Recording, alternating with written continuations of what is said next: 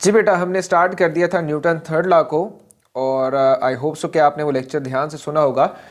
हम बेसिकली तीन कंडीशंस की बात कर रहे थे कि अगर यही तीन कंडीशंस फुलफिल होंगी तो हम कहेंगे कि ये जो दो फोर्सेस हैं ये एक्शन और रिएक्शन का पेयर है according to the Newton third law. तो पहली बेटा कंडीशन कौन सी थी? पहली कंडीशन ये थी कि forces must be equal and opposite. इसका मतलब है कि अगर एक्शन फोर्स स्टूडेंट्स 50 न्यूटन की है तो रिएक्शन फोर्स भी कितनी होनी चाहिए?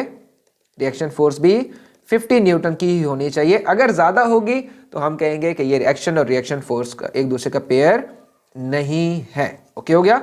नेक्स्ट कंडीशन क्या थी कि forces must act on the different body. इसका मतलब है कि अगर ये एक ऑब्जेक्ट है और ये एक्शन कर रहा है, ठीक हो गया, इसके ऊपर क्या अप्लाई हो रहा है? एक्शन हो रहा है। और ये कोई दूसरी ऑब्जेक्ट है तो होना क्या चाहिए कि अगर ये ऑब्जेक्ट इस पे एक्शन अप्लाई कर रहा है तो रिएक्शन फोर्स किस तरफ होना चाहिए? दूसरी बॉडी पे होना चाहिए। क्लियर हो गया? जैसे ही आप एक हैंड वॉल के ऊपर मारो तो आप अपने हैंड से वॉल के ऊपर क्या कर एक्शन कर रहे हो, तो वॉल आपके हैंड के ऊपर क्या कर रही है? रिएक्शन कर रही है। क्लियर हो गया? तो एक्शन वॉल पे हो रहा है, रिएक्शन आपके हैंड पे हो रहा है। इसका मतलब ये है। क्लियर हो गया? Forces must be of the same nature. तो बेटा मैंने आपको बताई थी ग्रेविटेशनल फोर्स। अगर जिन बच्चों ने ग्रेविटेशनल फोर्स नहीं समझा, इलेक्ट्रोमैग्नेटिक फोर्स नहीं समझा, वो एक दफ़ा दोबारा रिकॉल कर रहे। लास्ट लेक्चर को हमने उसका कॉन्सेप्ट ले लिया था कि जो ग्रेविटेशनल फोर्स है वो बेसिकली मैसेस के दरमियान होती है, ठीक है। और इलेक्ट्रोमैग्नेटिक फोर्स कौन सी होती है? डिफरेंट इसके कॉन्सेप्ट्स हैं। फिलहाल मैंने आपको समझाने के लिए कह दिया था कि जब भी आप दो ऑब्जेक्ट को इन कांटेक्ट ला रहे हो तो वहां पे इलेक्ट्रोमैग्नेटिक फोर्स जनरेट होती है। इसके बहुत ज़्यादा ब्रॉडर स्पेक्ट्रम है इसका। इलेक्ट्रिसिटी में, मैग्नेटिज्म में, बहुत जगह इलेक्ट्रोमैग्नेटिक फोर्स डोमिनेट होती है। ये जो लाइट आ रही है ये भी इलेक्ट्रोमैग्नेटिक फोर्स है बेसिकली, उसी का इफेक्ट है। फोटॉन्स जो है वो लाइट हम तक ला रहे हैं, पार्टिकल्स हैं। किस तरह से ये जो फोर्स है, इलेक्ट्रोमैग्नेटिक फोर्स है, इनको मूव करने के लिए मीडियम रिक्वायर नहीं होता। रेडियो वेव्स हो गई, माइक्रोवेव्स होगी, अल्ट्रा वायलेट होगी, ये सारी चीज़ें इलेक्ट्रोमैग्नेटिक फोर्स होती है। क्लियर हो गया? लेकिन हम अभी कह रहे हैं कि forces must be of same nature. इसका मतलब अगर एक्शन ग्रेविटेशनल फोर्स है तो रिएक्शन भी ग्रेविटेशनल फोर्स होना चाहिए। ठीक हो गया? अब चलते हैं अपने स्टेटमेंट पे, जो कि हम आगे नेक्स्ट स्टडी करने लगे। ओके, इसको देख लें। अगर कोई मुश्किल बात है तो फिर बता दीजिएगा।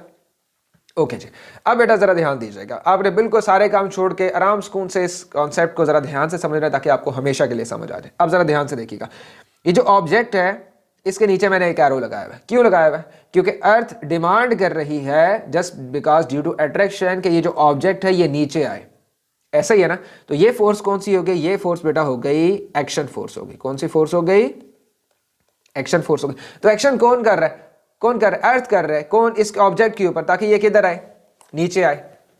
इजी। तो इसी को तो हम वेट नहीं कहते। तो अर्थ पुल कर रहा है, ग्रेविटेशनल पुल है, earth towards the centre of the earth क्या कर रहा है? अट्रैक्ट कर रहा है। ये किस वजह से है? ये है ड्यू टू वेट है, ग्रेविटेशनल पुल है हर ऑब्जेक्ट के ऊपर। क्लियर हो गया? तो अब ये लाइंस आपने साथ साथ नोट डाउन कर लेनी है। ये लाइंस बेटा क्या कह रही है? ये लाइंस ये हैं कि weight W earth is pulling the object downward towards its centre by कितनी फोर्स से? 100 न्यूटन से अर्थ इस ऑब्जेक्ट को क्या कर रहा है?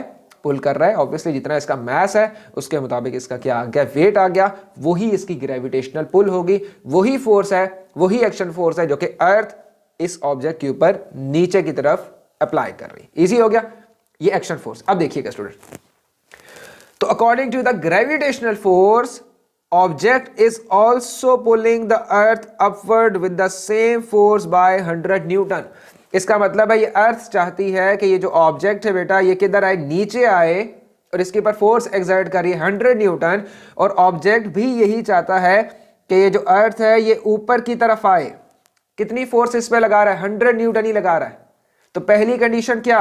पहली कंडीशन ये है कि आपके पास एक्शन और रिएक्शन का जो फोर्सेस का जो पेयर है इनकी वैल्यू सेम होनी चाहिए। तो दोनों कितनी है? 100 न्यूटन। तो फर्स्ट कंडीशन फुलफिल हो गई। सेकंड कंडीशन ये है कि एक्शन और रिएक्शन दोनों डिफरेंट बॉडीज पे होनी चाहिए। तो एक्शन किसके ऊपर हो रहा है? इस बॉल के ऊपर। रिएक्शन किसके ऊपर हो रहा है? इस अर्थ के ऊपर। तो आपकी सेकंड कंडीशन भी क्या हो गई? फुलफिल हो गई, जिसमें एक्शन और रिएक्शन का पेयर डिफरेंट बॉडीज, मतलब दोनों बॉडीज के ऊपर एक्ट कर रहे हैं। क्लियर हो गया? तो एक्शन किसके ऊपर हो रहा है? इस फुटबॉल के ऊपर हो रहा है। रिएक्शन किसके ऊपर हो रहा है? इस अर्थ के ऊपर है। और ये कौन सी फोर्स है? ये बेटा है ग्रेविटेशनल फोर्स है। कौन सी फोर्स है? ग्रेविटेशनल फोर्स है। क्लियर हो गया? तो इसका मतलब क्या निकला, आपने समझा क्या इस स्लाइड से? आपने सिर्फ और सिर्फ बेटा ये समझा कि वेट जो है, ये जो वेट है इसका कोई और रिएक्शन फोर्स नहीं हो सकता। इसका रिएक्शन फोर्स सिर्फ और सिर्फ वही होगा जो कि ये बॉल अर्थ के ऊपर लगाता है।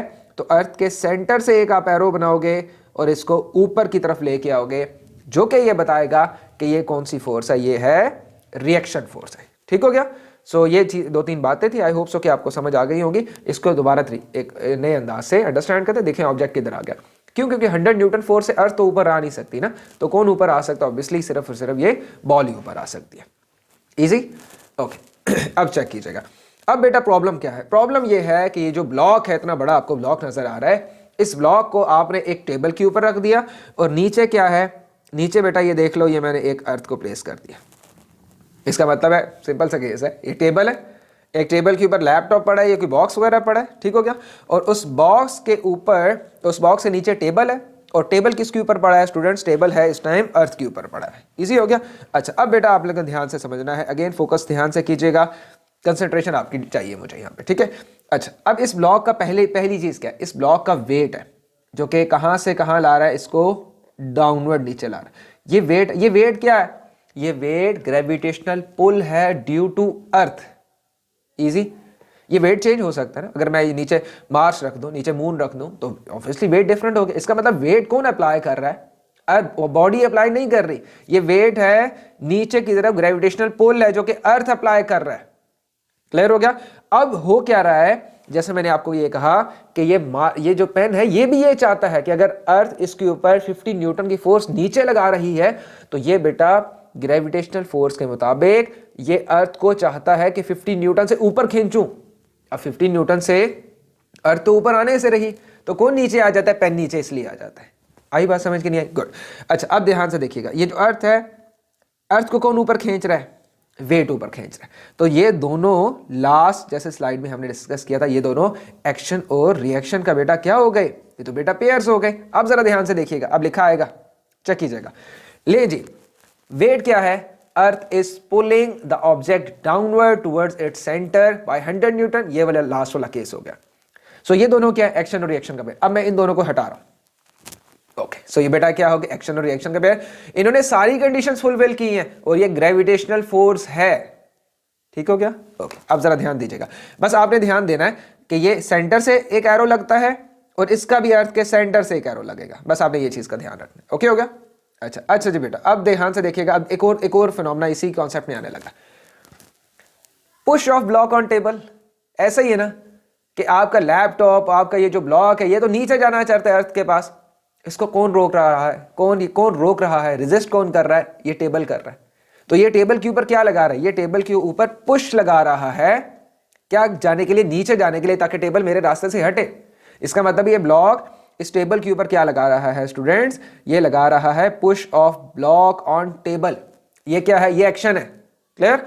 ओके मैंने आपको नॉर्मल रिएक्शन के कॉन्सेप्ट से बताया था कि नॉर्मल रिएक्शन का जो कॉन्सेप्ट है वो आपने जरा ध्यान से समझना है। वो हमेशा होता है कि जो पॉइंट ऑफ कांटेक्ट है वहां से ऊपर की तरफ क्या लगती है? एक फोर्स लगती है जिसको हम क्या कहते हैं? नॉर्मल रिएक्शन फोर्स कहते हैं। और वो 90 डिग्री होती है किस चीज के? सरफेस के। क्लियर हो गया? ये मैंने फर्स्ट लेक्चर में आपको समझाया था। आई होप सो कि आपको समझ आया होगा। ओके जी दोबारा समझे, ये जो टेबल है, ये जो ब्लॉक है, ये पुश कर रहा है।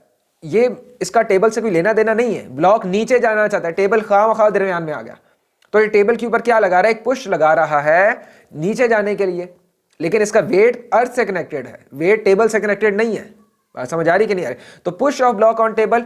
Now push of table on block which is normal reaction force. तो ये जो रेड वाली दो है, ये आपकी बेटा क्या बन गई? ये आपकी बन गई एक्शन और रिएक्शन का पेयर। और ये दोनों कौन सी फोर्सेज हैं? ये दोनों बेटा है इलेक्ट्रोमैग्नेटिक फोर्स है।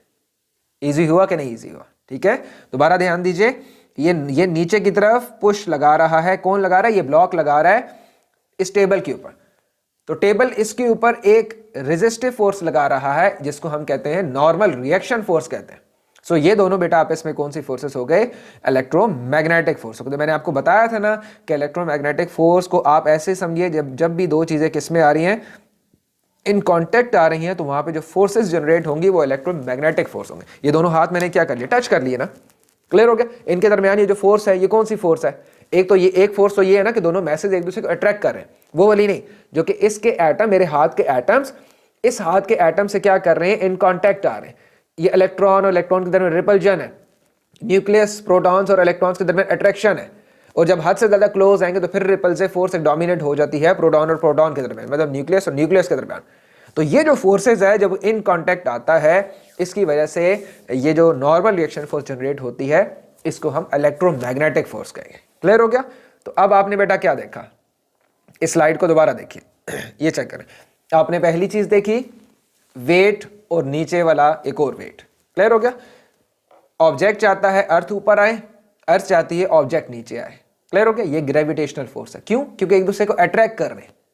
सारी बात समझ गए नहीं यार, अर्थ और मून क्या कर रहे हैं, एक दूसरे को अट्रैक्ट कर रहे हैं। सन और अर्थ एक दूसरे को क्या कर रहे हैं, अट्रैक्ट कर रहे हैं, तभी तो रिवॉल्व कर रहे हैं। ये दूसरे जो प्लैनेट्स है, जुपिटर हो गया, मार्स हो गया, ये सारे बेटा क्या कर रहे हैं, ये सन से अट्रैक्टिव फोर्स की वजह से रिपल्सिव फॉर्म में अट्रैक्टिव फोर्स की वजह से सर्कुलर फॉर्म में घूम रहे हैं। अदरवाइज तो ऑब्जेक्ट घूम ही नहीं सकते ना, इंशाल्लाह हम सर्कुलर मोशन में पढ़ेंगे। तो एक एक्शन और रिएक्शन का पेयर ये है जो कि ग्रेविटेशनल फोर्स है, और एक क्या है जो कि ये वाला है, जिसमें आपने देखा कि ये भी कौन से हैं, ये भी एक्शन और रिएक्शन का पेयर है, इलेक्ट्रोमैग्नेट। तो ये है बेटा आपकी बुक में डायग्राम बनी थी। अगर आपको मेरी बात समझ नहीं आएगी तो आपकी बुक ने भी यही बात की हुई है कि this is basically the push of table on the book and push of book on the table. तो ये जो ध्यान से देखिएगा, ये जो ब्लू कलर की हैं ये ग्रेविटेशनल फोर्स है, ग्रेविटेशनल फोर्स पेयर है। ये जो रेड कलर की हैं ये बेटा आपके पास कॉन्टैक्ट फोर्स है, दैट्स मीन इलेक्ट्रोमैग्नेटिक फोर्स है। ठीक हो गया। आई होप सो कि आपको समझ आ गया होगा। न्यूटन थर्ड लॉ भी, इसको एक दफ़ा दोबारा गो थ्रू कीजिएगा। अगर कोई चीज़ नहीं समझ आएगी तो मैं कमेंट सेक्शन में मेंशन कर दीजिएगा, मैं ट्राई करूँगा आपको समझाने के लिए। तो बस अगर एग्जामिनर ने इसमें से क्वेश्चन पूछा, ये समझ लें ए लेवल में तो बेटा करना ही करना है, यहाँ पे भी ओ लेवल में तो क्वेश्चन आ जाते हैं। आईजीसी का मैंने एज सच कुछ क्वेश्चन देखा नहीं है इस तरह का, लेकिन अगर आ जाते हैं तो आपको ये चीज़, ये डायग्राम आपको जहन में रखनी है जो कि आपकी बुक में बनी हुई है। ठीक हो गया। ये सारा मैंने टॉपिक इसी से रेलिवेंट समझाया कि आपके पास एक फोर्स कौन सी है, ग्रेविटेशनल फोर्स है। ये ग्रेविटेशनल फोर्स पेयर, ये ब्लू कलर के एरो से, ये एक्शन और रिएक्शन का पेयर है। तो अगर कोई इस एग्जामिनर ने कोई ऐसा क्वेश्चन दे दिया, ध्यान से बेटा देखिएगा, उसने अगर ऐसे कोई बॉल रख दी टेबल के ऊपर, ठीक हो गया। अब टेबल से नीचे उसने क्या कर दिया, एक वेट लगा दिया, ये उसने कह दिया ये वेट है, सॉरी ओके, ये उसने कह दिया ये वेट है, और साथ ही उसने लिख दिया कि नॉर्मल रिएक्शन फोर्स। अब अगर उसने पूछा कि बताएं जी क्या ये दोनों एक्शन और रिएक्शन का पेयर है, ये बेटा बिल्कुल पेयर नहीं है, ये बात याद रखिएगा। ये वेट क्या है, ये ग्रेविटेशनल फोर्स है, सॉरी क्या है, बोलो शाबाश, ग्रेविटेशनल फोर्स है। ये नॉर्मल रिएक्शन फोर्स का, ये कांटेक्ट फोर्स है, दैट्स मीन इलेक्ट्रोमैग्नेटिक फोर्स है, इलेक्ट्रोमैग्नेटिक फोर्स है। तो अगर फोर्सेस की नेचर सेम नहीं है तो एक्शन और रिएक्शन का पेयर नहीं हो सकते। तो आपने पॉइंट जो अपने जेहन में रखना है वो क्या रखना है कि हमेशा वेट का जो पेयर बनेगा, ग्रेविटेशनल पेयर का बनेगा, वो अर्थ के सेंटर से एरो ऊपर की तरफ आ रहा होगा। ठीक हो गया। इसके साथ भी डब्ल्यू लिख सकते हैं आप, लिखा भी होगा। ठीक है।